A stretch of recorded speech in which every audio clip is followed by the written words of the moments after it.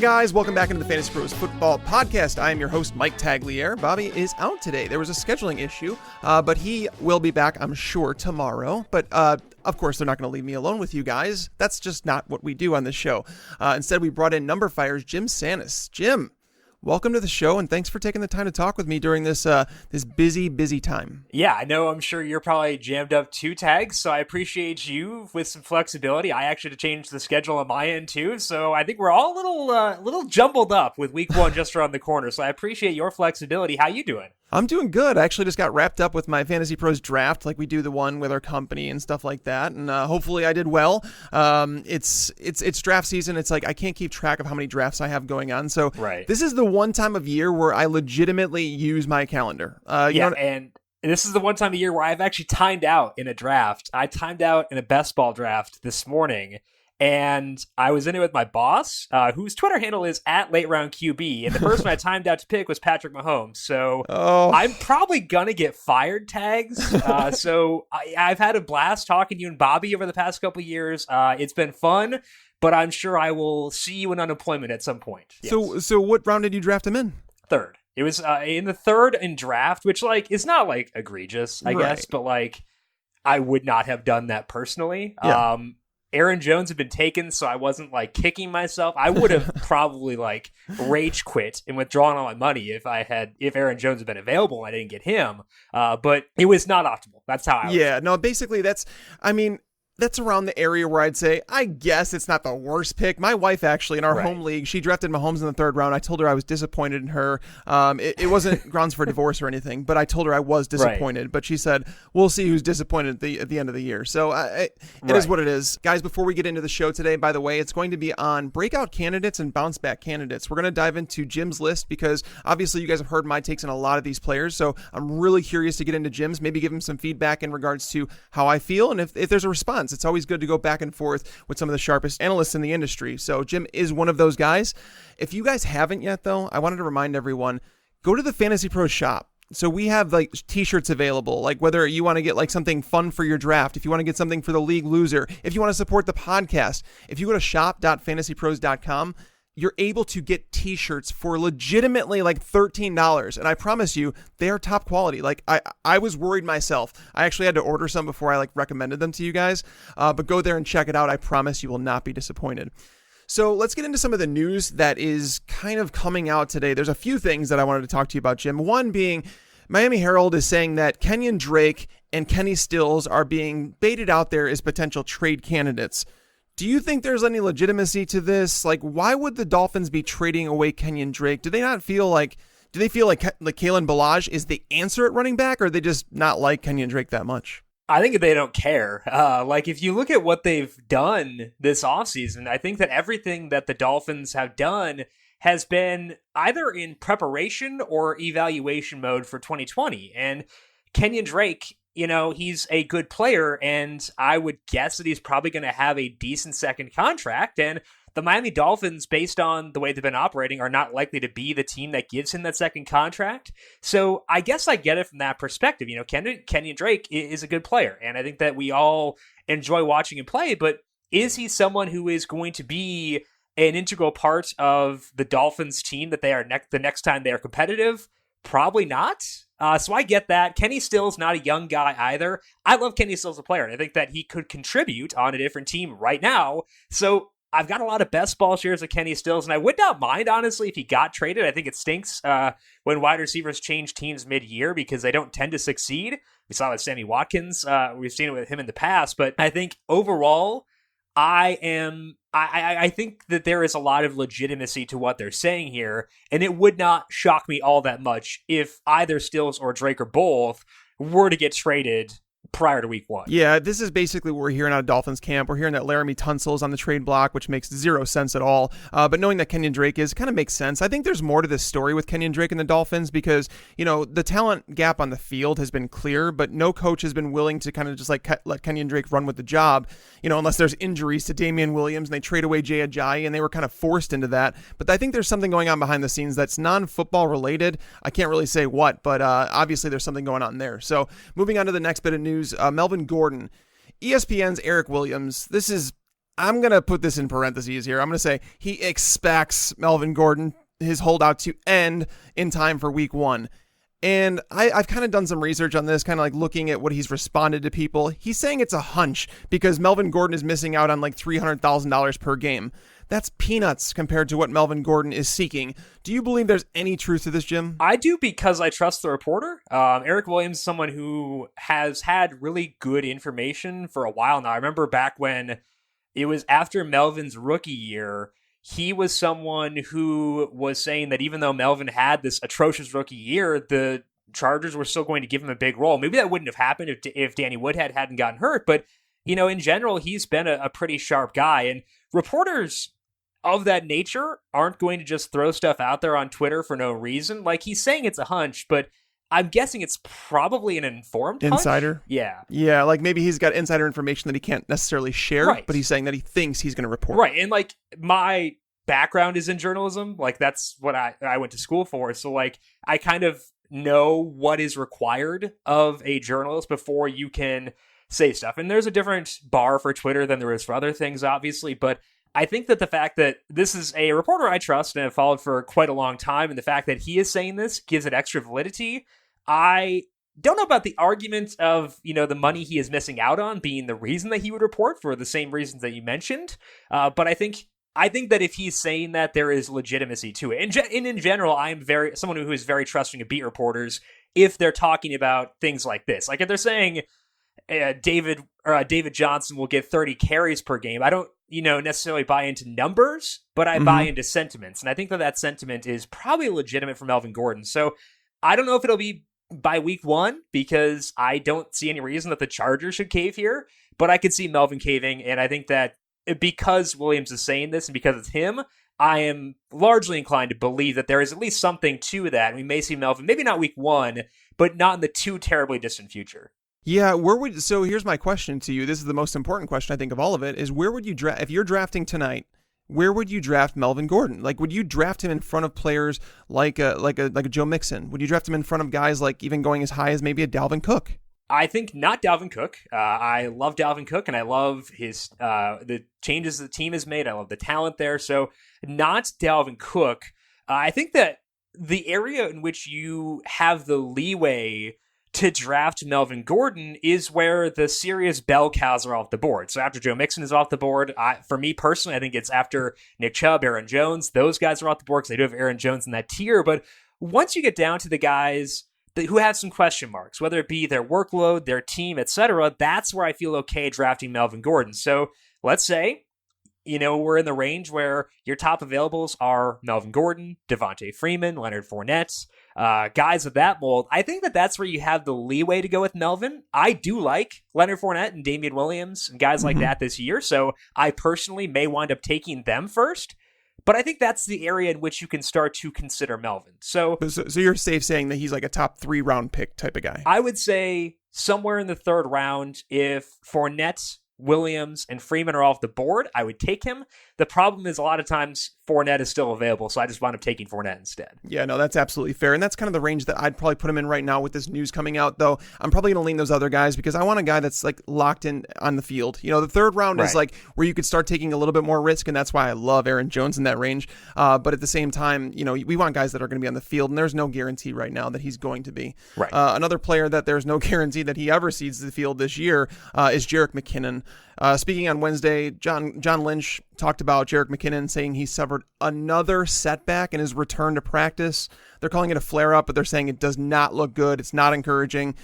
I think it's very possible that they just kind of have to move on from Jerick McKinnon and just, cut their losses and move forward with Tevin Coleman and Matt Breida.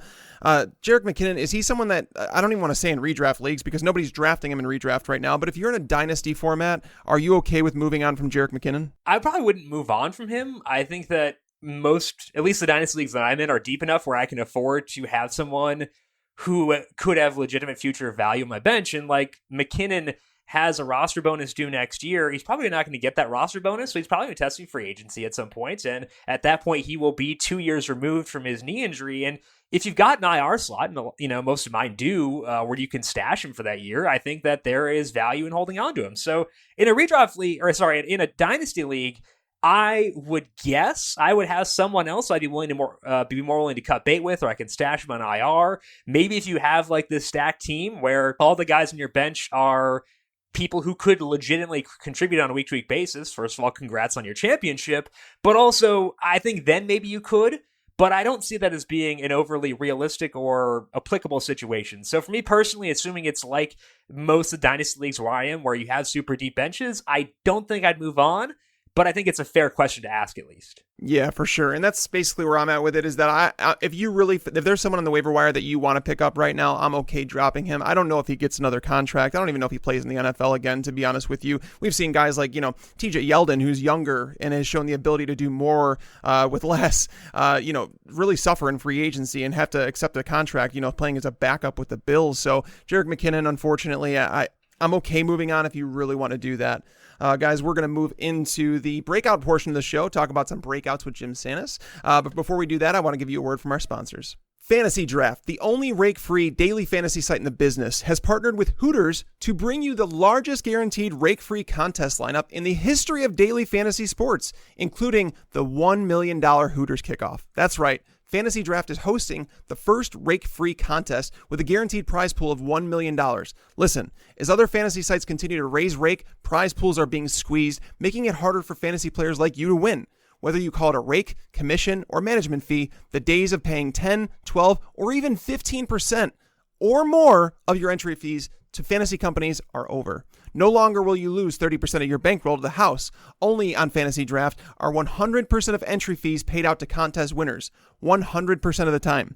To access all of Fantasy Draft's exclusive rake-free contests, including the Hooters $1 million kickoff, all you need to do is become a member. Sign up at fantasydraft.com today with promo code FantasyPros, and you'll get a free 7-day trial membership. That's fantasydraft.com, promo code FantasyPros, all one word. Don't miss your shot at this incredible $1 million rake-free contest, and it's $100,000 top prize.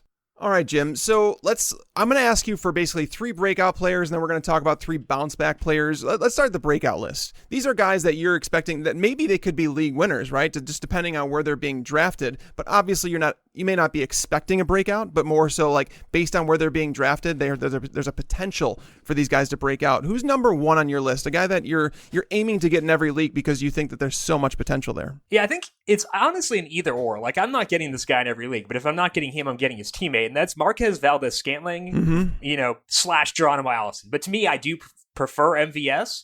So I'm going to list him here as being my guy, because I think if you're talking about breakouts / guys who have the upside to truly win a league for you, need them to be on teams that are going to score touchdowns. And Aaron Rodgers-led offenses tend to do that. And I think that's why I'm so intrigued by Marquez Valdez-Scantling. And it's not just the fact that he is on Aaron Rodgers' team, because that could apply to Jay Kumaro. It could apply to a lot of guys. But based on what they've done in the preseason, it seems like Marquez Valdez-Scantling will be on the field in their 2 receiver sets, and Geronimo Allison may not. I think they're going to play a lot of 3 receiver sets. So Allison's snap rate should still be very good, but Valdez-Scantling will be out there, I would assume, every play alongside Devontae Adams, which is a really good role for a wide receiver. And he's got talent too. He flashed that at times last year. He's 6'4". He ran a 4.37 40 coming out of college, which is just a nutso number.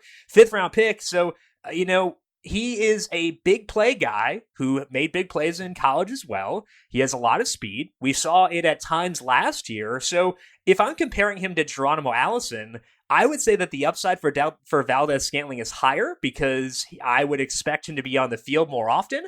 So I think the upside is better for Valdez-Scantling, but his being on the field also makes his floor higher too. So in the 9th round, I think Valdez-Scantling makes a ton of sense. If I miss out on Valdez-Scantling and Geronimo Allison is still there, I will happily settle for Geronimo Allison. I don't care. I'm going to take both. But I think that Valdez-Scantling is my preferred piece here. So prioritizing him, but really just trying to get both here, or either or. I am in the same exact place as you with this. I in that draft that I talked about, I just got done with, Geronimo Allison went off the board, and I was like, well, I'm going to take MVS, because I've admittedly said that one of them could kind of blow up here. One of them could be a top 24 fantasy wide receiver this year, and the other one might very well live up to their ADP, because they're both going in that wide receiver 40 to 45 range.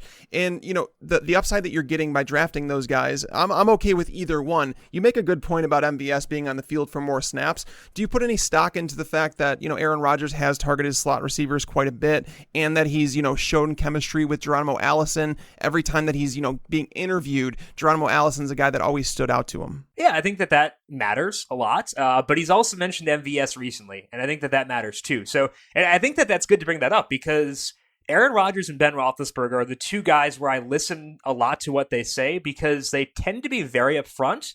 I think the one time in which that has not worked is when Ben Roethlisberger said positive things about Martavis Bryant, like right before they cut him or something, or before he got another suspension or something. Like, that's the one time where listening to those two guys has led us astray. But Rodgers has said positive things about MVS recently. So I think that it does matter, and it does help that Geronimo Allison has been there. But I think that Randall Cobb, the guy who was the benefactor of a lot of those slot targets that Aaron Rodgers had a better rapport with Rodgers than Allison does right now. So I tend to view those numbers with a bit of skepticism, and I think that it matters more about the individual player rather than the history that Rodgers has with an individual position, and that's what pushes me more towards MVS. But again, I'm not going to talk you out of Allison. I like him too. I'm just saying that's why I prefer MVS. So like I said, we both are in sync on this one. Here's the best part about drafting either one of them, though. Let's pretend that for a moment that something did happen to Devontae Adams and he was forced to miss some time. These guys are not only giving you wide receiver 3, wide receiver 4 value without an injury, but what's the upside to someone like MVS if something were to happen to Adams? Stupid.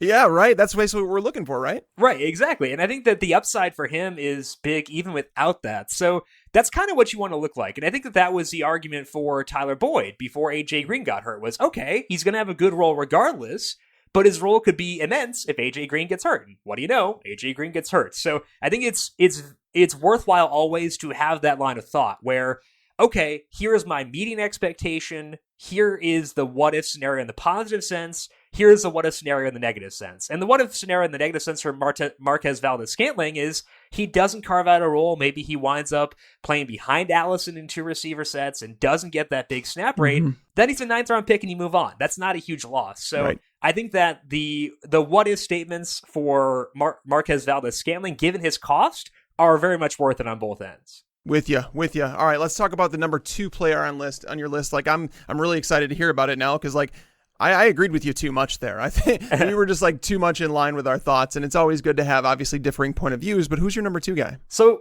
this guy's been talked up as a breakout candidate the entire year, but his cost has not risen as much as it should, and that's Lamar Jackson. So it's very chalky and very annoying to say Lamar Jackson is a breakout, but he's still the quarterback 11 in drafting. And so, like, I feel okay talking him up just because, like, he shouldn't be that cheap. Because last year, I think what we saw with Lamar Jackson was kind of his floor, what he can do for you on a week-by-week basis. And as a starter last year, he scored at least 16 fantasy points in every game he started. He scored 19 or more fantasy points in 4 of 7 games. He topped 20 points twice, had 27 in one of those. And that was with no passing volume. I would expect his rushing volume to go down probably a decent amount this year, but that will be countered by increased passing volume. So maybe the floor does come down a bit for Lamar Jackson, and that does matter, but it'll kind of be countered a bit by an increase in his ceiling if he does start to pass more often. And they've invested quite a bit in the pass catching core here for Baltimore. And it's not just Miles Boykin and Hollywood Brown. Michael Floyd's looked good in the preseason. There's the possibility he can make this team. We know the depth they have at tight end as well, in addition to the guys who were already there and kind of provide that safety valve for Lamar Jackson. So I know that everyone is saying Lamar Jackson is breaking out, or could break out, but for some reason, people still are not drafting him under that possibility.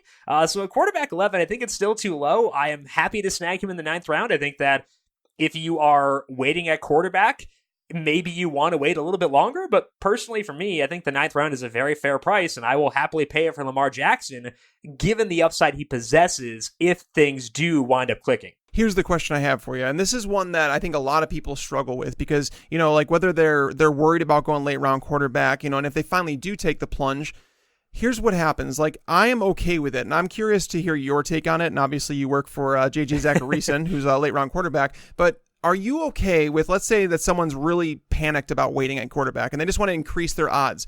What would you say about drafting someone like Lamar Jackson and pairing them, with a Kyler Murray, Mitch Trubisky, someone later, or Dak Prescott, Kirk Cousins, one of those names later in the draft, would you pair him with? And let's say if Lamar Jackson doesn't work out like you'd hoped, you at least have someone else that you can kind of platoon them back and forth with. I think I understand the thinking there, and I think that it's not going to end the world if you decide to carry two quarterbacks, and I understand why people would be nervous doing that. But for me personally, I tend to play in leagues where finding quarterbacks on the wire is not all that difficult. And I think that you look at the quarterbacks available for this year and you can kind of see, wow, like the depth of quarterback is honestly unreal. And that makes me feel better about entering the year with just one quarterback. And if, something does happen to go awry and maybe, it could just be a situation where maybe Lamar Jackson does not perform well. And you're like, okay, I need to get out of this. I need to find an alternative. I think even then, looking at the quarterbacks who are available, you're probably going to have a pretty decent option available somewhere on the wire. And that's why I personally would be inclined to just go with the one quarterback and see what happens. And if it doesn't work, it doesn't work. But my investment in that position would be so low that it wouldn't really matter all that much. You look at Sam Darnold right now, he is quarterback 22. Jimmy Garoppolo is quarterback 21. These guys in a lot of leagues are probably not going to be drafted. And you can find them on your wire, and I'd be totally okay with Sam Darnold and Jimmy Garoppolo as my quarterback. So I don't think it's the end of the world if you want to take two quarterbacks. And again, I understand the mindset and why people would get skittish. It's not something I would do myself personally, though. No, that's fair. And I think it's important to know the league you're drafting in. I think you mentioned that in the aspect of you have leagues that you understand there's going to be a lot of quarterbacks in the waiver wire. And if you're in a league, let me be clear about this. If you're in a 12-team league and most teams in the league do not draft a backup quarterback, where there's maybe 15 to 18 quarterbacks drafted, I'm with Jim on this one, where you're able to pick them up off the waiver wire. But if you're in a league where people are going to be grabbing a backup quarterback, like it's a home league, and unfortunately a lot of leagues do this, where it's they're drafting two quarterbacks. It also depends on bench size, where if you're in a league that has 8 bench spots, I'm more inclined to take another quarterback just because that people are going to reach the names at the bottom of the list and be like, I don't really like them. I might as well take a quarterback here. So the other thing too, I guess, is that I want to use all those bench spots this time of year. I want every bench spot at my disposal because I want to take flyers on guys. I guess this isn't applicable anymore, but like Darwin Thompson, I wanted guys of that mold who I could pluck and see what happens, because we're going to get some surprise rolls in week 1. And there are going to be guys who have bigger snap counts than you expect in week 1. And you'd rather have them on your bench with no backup quarterback than on the waiver wire and dumping your backup quarterback in order to add them later on. So I think that I just want as many chances at guys who can't have roles as I can get. And that pushes me to not have a second quarterback on my roster. Yep. All right. And before we get into Jim's number 3 breakout candidate, guys, make sure you go and visit one of our favorite sponsors, PristineAuction.com. They have daily auctions ending every single night with hundreds of lots. They even have 10-minute auctions. Guys, they have tons of stuff for every man cave. There is something perfect for a fan of any team. It's affordable too. Most don't think that they can afford this stuff, but trust me, it is much more affordable than you think. I was just shopping around. As you guys know, I collect a lot of helmets, and I've been looking for one with Aaron Rodgers. There's an Aaron Rodgers one right now. It's sitting at $250. I am debating going up higher than that because I really do want to collect Aaron Rodgers. I want to get some of those top quarterbacks. But before football season begins, guys, this stuff is only going to go up. So make sure you go check it out right now. Guys, it is quick and free to register, free to bid, and only pay when you win. That's the point of it, right? It's an auction. You only pay when you win. I encourage you guys to go enter FantasyPros, all one word, in the registration code located at the top of the registration page when you register on the site. It is free to sign up, and it provides you with a free $5 credit to the site. Again, that's pristineauction.com, PRISTINE auction.com. All right, Jim, let's wrap up the breakout candidates. Who is your number 3 breakout candidate? Yeah, this one is a guy who may not have a role early on. And usually when I'm taking breakout candidates, I like that guy to have a role early on so that there is a floor where no matter what happens, I'm going to get something out of them. I don't know if that'll be the case with Malcolm Brown, but I think that the archetype that he presents is pretty attractive, because if you pay attention to everything we've heard this offseason, it sounds like Todd Gurley is going to have a smaller role than he's had in the past. And it may not be, the total doomsday scenario, but it should be less than he had in the past. Darrell Henderson should have a role as well. But Brown, it seems to me, is the guy who is potentially primed for a big role if Gurley is not able to handle a full role. And the way that I have come to that conclusion is by looking at the things that the Rams have done. You can read what coaches say, and there's a lot of value in that, but what coaches do is more valuable. And it wasn't the coaches, but the front office matched the offer sheet for Malcolm Brown this offseason. They held Malcolm Brown out the entire preseason. They do that to their starters, and Darrell Henderson has gotten a ton of run this preseason. I don't think that means that they dislike Darrell Henderson because he was crazy good in Memphis, and they've said a lot of good things about him, and he's a rookie. You want to get him on the field, but protecting Malcolm Brown to the extent that they had is eye-opening to me at least. And that to me says this is a player who could have standalone value. I don't know if he will, because I have literally no idea what this Rams backfield is going to look like in week 1. They've done a great job of trying to hide that.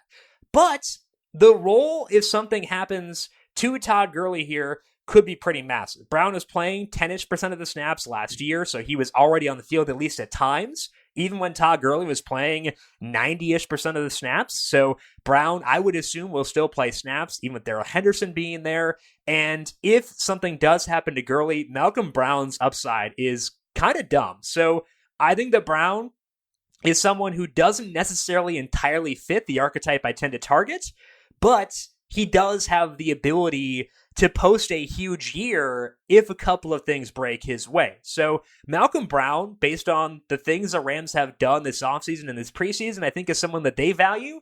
And if they value him, I want to do the same personally. So here's the question. Who are you drafting Malcolm Brown ahead of? Like, would you draft him ahead of guys like Tony Pollard right now? I mean, Darwin Thompson has moved into a different conversation. He's a different stratosphere at this point. I mean, I'm seeing him go in the 8th round right now, and that's without an injury to Damian Williams, so people are willing to reach for him. But Tony Pollard is someone that you see lasting until, that 10 to 12 round range. Where are you falling on those guys? Would you put Malcolm Brown ahead of Pollard? No. Pollard is kind of like you said, he's a different beast because with the way they've talked about him, it sounds like he could have a role, even if Ezekiel Elliott does play in week 1.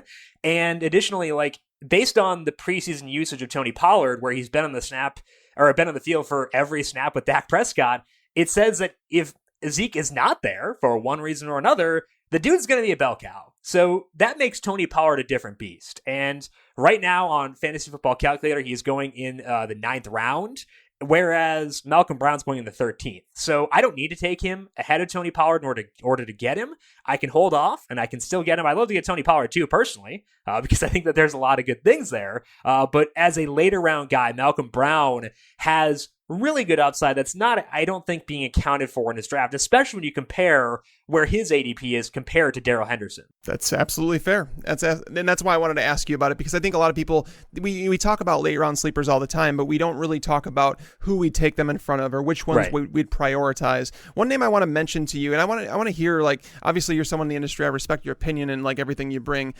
Mike Davis. I've been saying that I like him as a late round pick, similar to like a Malcolm Brown, where it's like, I believe he has multiple, like he's a handcuff to multiple running backs. Like not only is he a backup to David Montgomery in that Jordan Howard role, but I believe he's a backup to Tariq Cohen, where it's like they don't want to give David Montgomery both those roles. So where are you at on Mike Davis? Is he someone that you're willing to take a late round pick on as well? I mean, you would have a better read on the Bears than I would. So if you're saying that, that has value to me personally.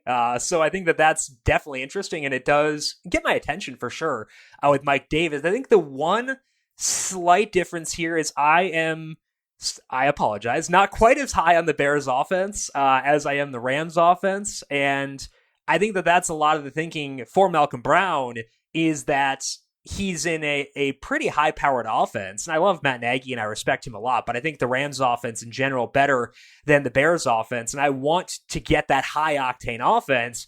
And additionally, we already kind of have not an injury to Todd Gurley, but an imperfection and a ding. So I think that the pathway to a larger role is bigger for him than Mike Davis, but the thought process using to get to Mike Davis is totally logical, and he's free right now. So why not get both, Tags? Let's just get both. That's where I think where I was going with that. And I wanted to make sure I mentioned him. Good. I like it. All right, so let's transition over to the guys that are bounced back. These are players that may not have lived up to expectations last year, but may outperform what you expect them to this year. Because as we know, everybody wants to draft based on last year's stats. There's a reason that people are taking Patrick Mahomes in the second round. You know what I mean? There's a reason people are taking Le'Veon Bell at number 5 overall sometimes, because they see this past performance and they think it dictates future results. Let's talk about a few players that you believe are going to bounce back from down years. Who's your number 1 candidate here? Yeah, number 1 for me is actually a quarterback, and this is someone I could drop after week 1, depending on the way his offense plays things, but that's Kirk Cousins. If they go with this Seahawks-esque approach, which they have talked about at times this offseason, where they decide to run the football on first down every play, then I would just dump him. But I think that there is a scenario in which that does not happen, and they decide to be a regular, competent offense and operate normally and try to take advantage of the fact they have Adam Thielen and Stephon Diggs. If they do that, Kirk Cousins has a really good ceiling this year from a fantasy perspective because he has so many things that we look for in a quarterback. He plays indoors, and I personally value that a lot because it means that he's not dealing with wind, and wind is a pretty big factor for quarterbacks. So getting 9 games per year out of Kirk Cousins in a dome, because he plays in Detroit as well, that's helpful for me. I like that a lot. He has playmakers on the outside, Stephon Diggs and Adam Thielen. I dig that. He has Dalvin Cook. He has a very much improved offensive line, at least based on the way things look. Brian O'Neill, their right tackle, played well last year. He has an injury in camp. It's been an arm injury. It's been very weird that he hasn't been practicing. So I would keep an eye on that. But I think that the offensive line, we should assume, will be much improved from where it was last year. So I think that Cousins has what I look for in trying to identify a quarterback who could blow up this year. It's kind of similar to Matt Ryan before his MVP season, where he had a down year the year before. People were totally avoiding him, and you could get him as, a quarterback 2 in a superflex league. Mm-hmm. That's where we're at with Kirk Cousins right now. He has never been on the Matt Ryan level, and it's worth noting that for sure, but he has a similar upside. Now, again, if they come out there and they throw the ball 23 times in week 1, just dump him. Like, it's fine. You can get rid of him. He's a 12th round pick. Who cares? And you can go pick up, Sam Darnold or Jimmy Garoppolo and move on there. So I think that I would draft Cousins if I can't get someone like Lamar Jackson, see what happens in week 1, and I can reevaluate from there. But the upside for him, if they aren't stupid, is pretty high. Yeah, so I've been actually we're at the point of the offseason now where I'm transitioning into week 1, and I've kind of looked at that matchup between Atlanta and Minnesota. And my concern with Cousins, the reason that I don't know if he has the breakout potential is because you want a guy that potentially has the potential to throw the ball 600 times, right? It's like you're looking for that because Kirk Cousins doesn't offer anything on the ground. I know he ran in 6 touchdowns a couple times in Washington, but that was more circumstantial. He's not like a mobile quarterback, so you need those passing numbers to be there, and that defense is just so good. We did see at the end, basically it was tied with the decline of Adam Thielen, where over the first 8 weeks of the season, Kirk Cousins was the QB 6.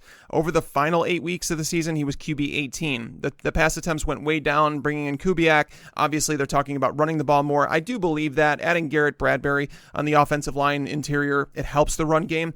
I just don't know if they want him to pass enough. I do like Cousins as he's a very, very, very strong QB2 play in 2 quarterback leagues, and I'm more than willing to stream him in 1 quarterback leagues in good matchups where he should give you a solid floor. He just might not have the ceiling that I think, and there was definitely parts of last year where he had ups, but it was definitely more downs, and I think people are sour on him. So I do like the call. Would you say that someone like Jameis Winston I am all aboard Jameis Winston. I think that, you talk about the elite options that Kirk Cousins has to throw to. We obviously have the same thing with Jameis Winston. We might even have better options that he's throwing to.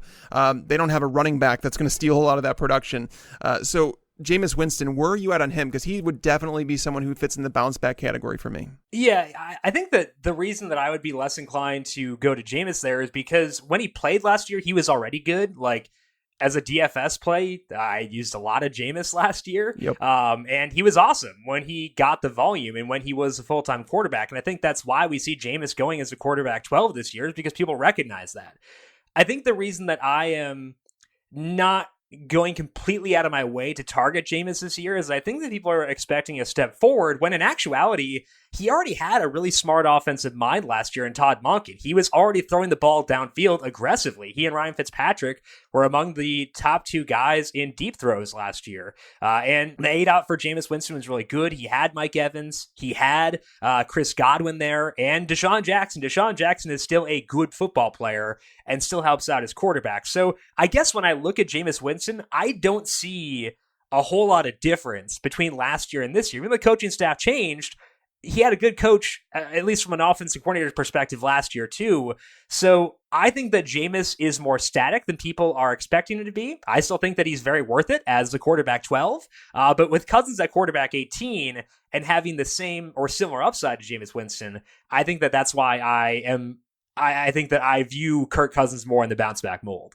No, it's fair. It's all about the defense for me, and the fact that there is no way that Jameis Winston doesn't hit 600 pass attempts with that defense, and the way it is right now, it's a disaster in Tampa. Whereas obviously Minnesota, they have a solid defense intact, and there's no injuries that we're really worried about with them. So that's basically where I'm at with that. Let's get on to your bounce back player number 2. Yeah, so we talked about situation with Jameis and with Kirk Cousins and with a couple of other guys, and I'm not sure if there was a player who had a worse situation last year than Jameson Crowder in Washington, because he had Alex Smith with that broken leg. He had Colt McCoy, or Alex Smith with his leg issues, Colt McCoy with his leg issues, Mark Sanchez and whatever that was. Just this terrible quarterback play.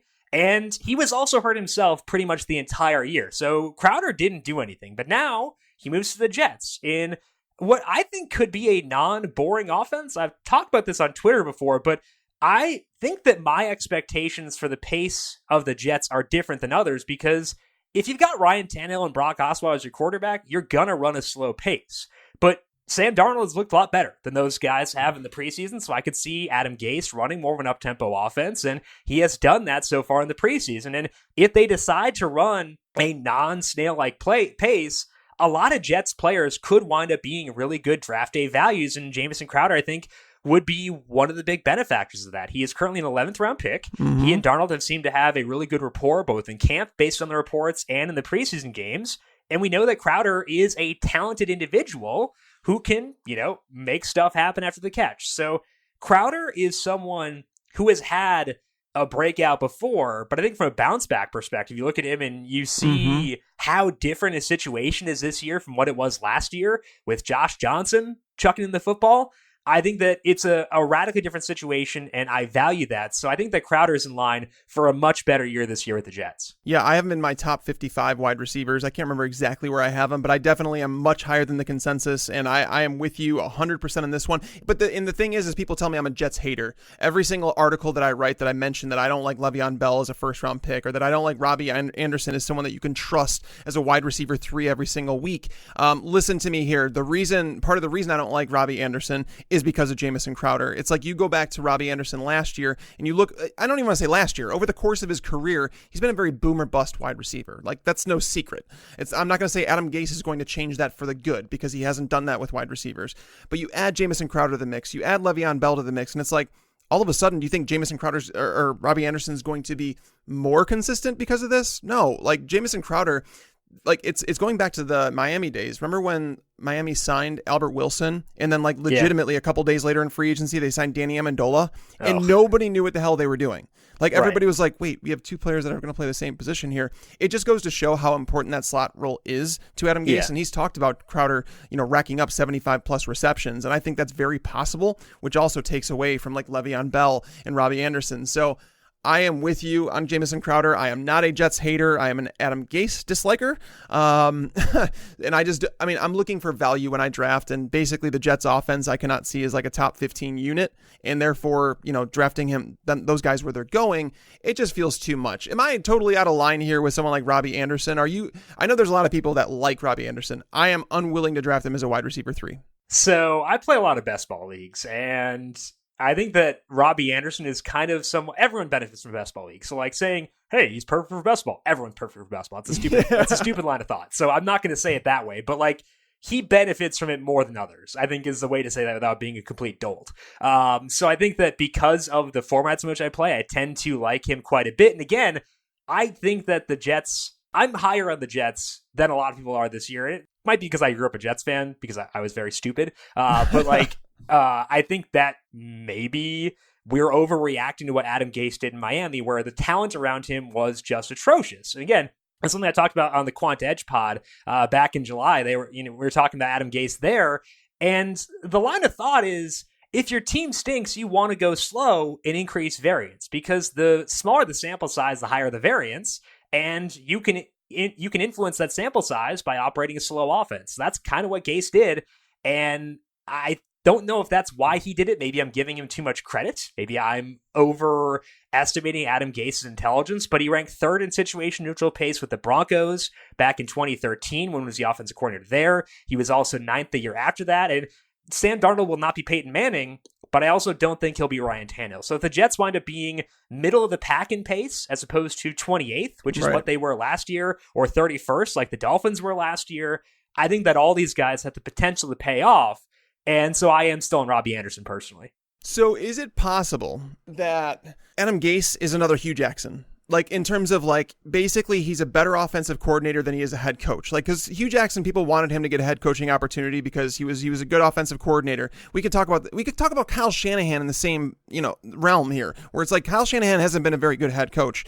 Is Adam Gase fit in that conversation? Can we accept that maybe some guys are just better as coordinators? I think it's possible because, we haven't seen Adam Gase succeed as a head coach, but we have seen is he has, at least with the Dolphins a couple of years, they outperformed their talent. And when that happened, like they went to the playoffs with the atrocious quarterback play. I think that was the year Ryan Tannehill tore his ACL, or one of the years Ryan Tannehill hurt his knee. They went to the playoffs. And if you can do that with that talent, I'm not going to say you're a bad head coach. I'm not going to say he's a good head coach because I don't think we've seen evidence to support that. But I'm not going to say he's a bad head coach either because I haven't seen a large enough sample to make a definitive judgment. So I, right now, would not say that Adam Gase is a good or a bad head coach. I would just say that I don't know, but I think that he does know how to operate an offense, and I think that that does matter a little bit, even though I'm not going to radically amp up everyone in the Jets offense because of that or anything. For sure. Like, you don't feel the need to reach for them, but you're okay with where they're going in drafts right now. Yep. And that's fair. And I don't want to be depressed anymore, so I want to move on to your number 3 bounce back player. Like, who do you have bouncing back this year? So this bounce back is actually a backhanded way of saying I don't like someone else, and that's Royce Freeman. And I think that the bigger threat here is how his role relates to Phillip Lindsay, because it sounds like, at least based on what we've read in the reports and what we've seen from the preseason usage, that Royce Freeman's going to split early down work with Phillip Lindsay. And Freeman didn't have the same, rushing metrics as Phillip Lindsay last year, but a lot of that was because he was running against stacked boxes more often than Phillip Lindsay, because they had a pretty unimaginative offense. And so you knew when Royce Freeman was out there, the odds they were going to run were higher. So he ran against a lot of stacked boxes, and it didn't go very well. But it seems like, based on a lot of camp reports, as if the Broncos are running a less archaic system so far this year, maybe a little bit extra creativity, and that could get Royce Freeman opportunities against less heavy boxes. What that means is that he could eat into Phillip Lindsay's workload, and I think that's going to be the case from the start. But if Royce Freeman performs well, as a guy who was a high-end pick and who was really good in college, got some passing down work in college as well, if he performs well, we could see the scales shift even more towards him. So I think that Royce Freeman is interesting from a fantasy perspective, just because he should have a role in week 1, but also has the potential to carve out a larger role as the season goes on. But he also really, really scares me as it pertains to Phillip Lindsay, who is currently a 5th-round pick, and I really can't get into that. Devontae Booker was still getting work as a passing down back in the preseason as well, and that's pretty scary. So I think the main thing here to me is the potential for Royce Freeman's volume to, it's hard to say bounce back because he was a rookie last year, right? But for it to expand this year scares me off of Phillip Lindsay, but it also does make me at least pretty mildly interested in Freeman as an 8th round pick as well. Yeah, this one's tough for me because like when it comes to Vic Fangio coming in there as the head coach and hiring a first-time offensive coordinator in Scangarello, I don't really know if I believe in the offense. Like in terms of like, it almost feels like the Cardinals last year with Steve Wilkes. You know what I mean? Like you have a defensive-minded head coach going back there, and it's like we want to pound the rock and we want to do this and. And I just wish Fangio would have gotten someone with more experience as his offensive coordinator to start, because I don't think we know enough about the offense to say in particular. And can we agree that Phillip Lindsay is a better 3-down back than Royce Freeman? Yeah, but they don't treat him that way. And my opinion on it doesn't matter. It's what their opinion is. Yeah. Like, I would love if Phillip Lindsay got crazy passing down work. And he did get some work in the passing game last year, but at least based on the way things have looked in the preseason, I'm not sure that his role is really going to expand all that much there. And that's what worries me. It's not what I think about Phillip Lindsay, because I think that he's a delight to watch. Yeah. It's what they think, and I'm not sure what they think about him. That makes me pretty nervous in the 5th round. Jim, this was a whole lot of fun. I thank you for taking time out of your busy schedule. Again, we know we're now like, how many days are we from the NFL season now? Is it like 9 days? Is that where it's 8 days? There was a counter up on FanDuel not that long ago. I looked at it. It was 8 days and something. So we're very, very close, and I'm very, very excited. Yes, and very, very busy. But thanks again. Guys, make sure you follow Jim on Twitter. He is at Jim Sannes. That's JimSannes. You could follow myself at Mike Tagliere NFL. That wraps up the show. And before I get out of here, I wanted to make sure you guys remembered to go to our YouTube channel, youtube.com/FantasyPros. We are going to be doing a Beat Tags draft contest again. This is the 3rd time we're doing it this offseason. We're going to be doing giveaways. Anybody that beats me in that mock draft is going to have a chance. They're going to get a free upgrade, basically, if you beat me in that mock draft. Again, guys, go subscribe to the channel, youtube.com/FantasyPros. We are going to be giving away premium upgrades and swag inside the chat. So I hope to see you guys there. Make sure you subscribe and get notifications when we go live. And I want to say thank you again to our guest, Jim Sannes. It's obviously a busy time of the year. I look forward to getting Bobby back tomorrow to talk about more shenanigans. Maybe we'll argue again. Who knows? But again, make sure you follow me on Twitter at Mike Tagliere NFL to be notified basically when I post any new article in the future. Follow Bobby at Bobby Fantasy Pro. We will talk to you guys tomorrow. And until next time, lights out.